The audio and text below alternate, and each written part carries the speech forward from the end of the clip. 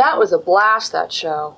But for me to get up at 11 o'clock, to be on stage at 11 o'clock in the morning, after sleeping in a luggage rack in a fucking van, I just could not, like, wake up. I mean, I had a beer for breakfast and a roll, some kind of roll thing, a piece of cheese in it or something. And then I got a bad review saying that my voice was cracking.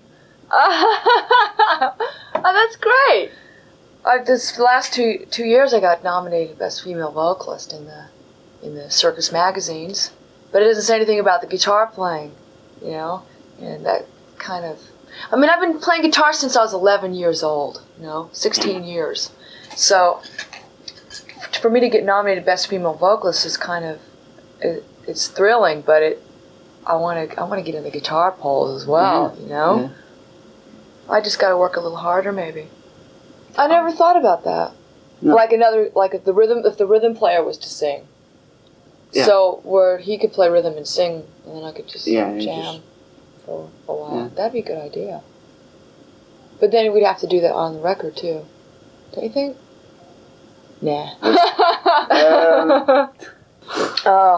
I went through a lot of different changes. I changed managers over. Got engaged to Tony Iommi. What else did I do? I went through a lot of different producers too, trying to find the right record producer to do the next record. Yeah. Oh, the third one's gone. I'm on the fourth one now. The fourth one. Yeah. But it seems like things happen in threes, though. I don't know if that's true with you, but it seems like that with me. Things seem to happen in threes. So I think the last record producer, I knew something was going to happen. I knew he had family problems. His brother died, and he got held back, and then he had to go out of town for like a month or something. And it just got ridiculous. I mean, I waited for him for 5 months, and I thought, fuck, I can't wait no more. So we've got Roy Thomas Baker now, as of last night. He's going to finish the record. He's going to do the whole record, really. Well, Ashley Howell came in, and he just wasn't right. He's a good record producer for somebody else, not for me. He just had the wrong ideas he saw me in the wrong way, He didn't see me as singing hard rock and roll songs. He saw me singing like songs that Meatloaf should do, which Meatloaf's great, but not for me. And then Jeff Glixman came in, who did Tony Iommi's record, which is real good. The record company didn't want to use him because I think they thought he wasn't going to be commercial enough for me, Just having a bunch of headbangers for songs. Wow. Which is great, but we want to sell some records, This thing hurts. So the record company said, we don't want you to use him. And then Chas Sanford came in. And he had all the problems. And we had all the problems with him. He's like Mr. Excuse, that guy. So, next, Roy Thomas Baker come in. Roy's doing Andy Taylor's record right now from Duran Duran.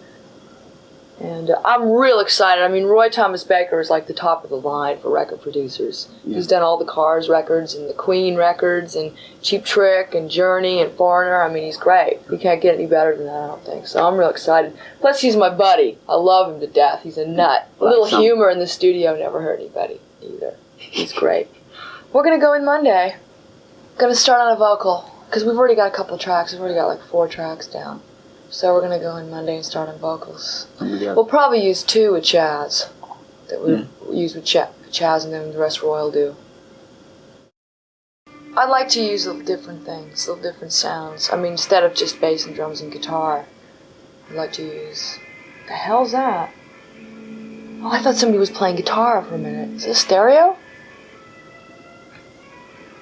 I'd like to use like a saxophone on the track, a couple tracks, and put some synthesizers in there. I might even use a keyboard player this next tour that plays guitar. Remember UFO? Remember how they had a guy in there that used to play keyboards? Paul Raymond, right. God, I was a big UFO fan. I love that band.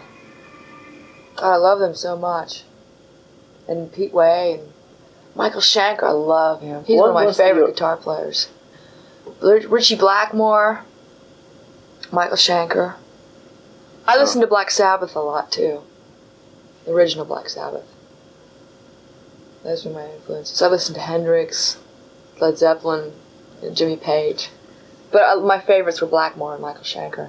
Of course, Schenker come out after Blackmore, but I love Blackmore to death, and to be on tour with him was... I couldn't believe it, you know. I was real nervous. I mean, that improved my guitar playing. I had to be good then, you know. You know what? I'm really not familiar with Yngwie. I'm such a Blackmore fan that to me, when I look at Yngwie, I see somebody who's trying to copy somebody. And his guitar playing is great, but his image, I think, is what I don't really like. Because it's so much like Blackmore. I mean, I don't know if he does it on purpose or if that's just the way he is, but I'm prejudiced. I love Blackmore, you know? Yeah, it's like when Michael Schenker was in UFO and that other guitar player come in, that he was doing all the Schenker riffs. I mean, it's easy to copy somebody, but it's difficult to come up with your own. But I consider myself one of the kids, you know? And I look at him and I go, well, I like Michael Schenker, you know? Or Blackmore or something like that. But I guess to Blackmore, I don't know what Blackmore thinks of Yngwie, but I would take it as a compliment because Yngwie's, you know, must love Blackmore so much. I don't know if he does, but it sure seems that way, you know? So I would take it as a compliment. I mean, if a girl come out on stage looking like me and playing like me, and she was good, I'd think, yeah, that's great, good for her. I'm flattered, you know? Oh, look what I got. Isn't that neat? A month ago? No, same guy. Down on Hollywood Sunset Boulevard here. Neat, huh? I like it. Let's go. No, I don't like to push the fact that, I could see that girl over there in that little white thing with her pubic hairs hanging out. I mean, I wouldn't dress like that on stage. I'd be asking for trouble. You know what I mean? She might. But I mean, it's nice to be able to wear a fully clothed thing, long sleeves, you know, long pants and zipped up to here and say that I'm considered a sex symbol. That's great.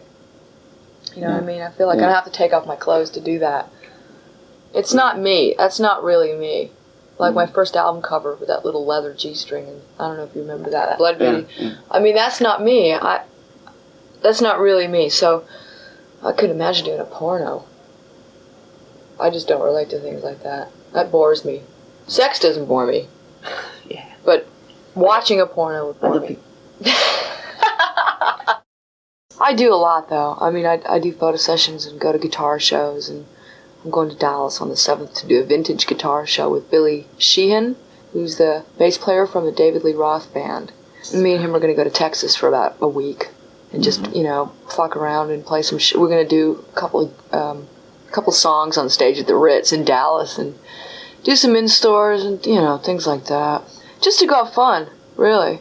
So it's a big vintage guitar show where they sell all these old guitars. So I might buy myself a few more guitars. So I've been playing B.C. Rich's for so long. I want to get some old guitars. I just bought a 56 Les Paul. It's older than me, you know. And it sounds like when you play it, I feel like I'm Leslie West because it sounds like Mountain when you play it. It's really cool sounding. But I want to get an old Flying V, and I want to get an old Strat. I like to show them off. I love them. I think they're beautiful. They're my babies. I like to set them all up and look at them. I'd like to be able to branch over and do other kinds of music. I don't know if to do an album or not, but just to be able to do other kinds of music. Like I listen to a lot of other music at home. I listen to Simple Minds and The Power Station. And then again, I'll turn around and put on Balls to the Walls, you know, things like that. So I like to listen to different types. Even on the next record, maybe I'll do a couple tracks like that. I think it'd be a good time of the year, too, the spring, because the kids are getting out of school for summer. This next record has got to be a great record. It can't be a good record. I want it to be a great record. And if it's just good, then I can't release it. So, but I put the pressure on myself more than anybody else, because I really love to play. And when I'm not playing, I'm not happy. It goes fast. No, I wouldn't mind doing a record with Tony. It'd be great. We help each other a lot. We helped each other. You know, if I get stuck on a riff or something, he'd give me an idea. But I mean, we didn't record together. You know, we didn't do any recording together. But I always go down to the studio when he was there, or he'd come down when I was there, but we never did anything together, which I think one day would be great to do. It's just, I was always busy working on my own project, or he was busy working on his own project. I like to be able to do my own guitar work, you know? And when you bring in another guitar player who's as great as Tony Iommi is, then all of a sudden all your work becomes his work, and he gets the credit for it, and I don't want that to happen. So I just kind of stick to my own work. And he doesn't need anybody to play on his record, you know? He sure as hell doesn't, you know? So I almost played this one acoustic bit on his record, but he never finished the song. He never did it. I think he never wrote the lyrics for it or something. But we went in and we played it. We just never finished the lyrics. Never used it. Damn. But then again, I bought a lot of guitar synthesizers, and bass synthesizers, so we may not need a keyboard player, because I can play the keyboard parts on my guitar, which sound great, and live they're like, whoa, that's neat, what is that? Because you pick up a guitar and you hear like all these little bells coming out of the guitar. People go, wow, what the hell is that? How is she doing that? And it looks great, sounds neat. So, then again, maybe we don't need the keyboard player. We just have to wait and see. Yeah. Ozzy was on the album because he wanted to be on the album. You know, she didn't twist his arm or anything. It was both of our ideas. We got together and wrote Close My Eyes together. Close My Eyes Forever together. Yeah, I sing it all myself. It's kind of weird to sing it all yourself, but it makes it better when you listen to the album, because then you hear Ozzy singing it too. We're going to play with Ozzy at the end of the year, so I'm hoping that we can do a video for it. I hope. I don't know. I hope so. It'd be great if he does. I auditioned. Actually, friends of mine were rehearsing next door to Lita, and called me and said, got a job for you, go down and audition, call this number, So I did, and here I am.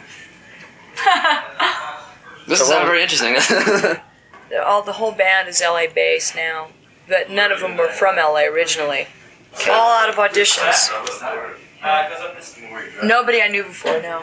Everybody since the last album is new. Everyone, my accountants, everyone except my lawyers. Record label, management, band, everyone. Boyfriend. It gives me a lot of new input, a lot of new energy. That's why I didn't use the old stuff that I wrote for Polygram, the Bride Wore Black stuff. It's just, it just didn't seem like the right. It's like wearing an old jacket or something. That's the whole idea, yeah, for everyone to look at Lita as a completely new artist. So there's a lot of people out there that know all the old songs that just like scream them out. Let go. Yeah, we do. We played 2-3 songs off the old album. We only get to play 45 minutes with Yngwie, so we only play 3 of the old songs. And all the other songs are new, the new ones. Yeah, we did. We headlined, quite a few. Oh, yeah, we played for about an hour and 15. We played Hit and Run and Gotta Let Go and Dancing on the Edge. Dressed to Kill. Yeah. The heavier stuff. Well, they haven't heard the new album yet, have they? They don't like it. It's not a light set. I mean, it's not a Barbara Streisand set. The band, too, when we play live, it's much heavier than it is on the album, too.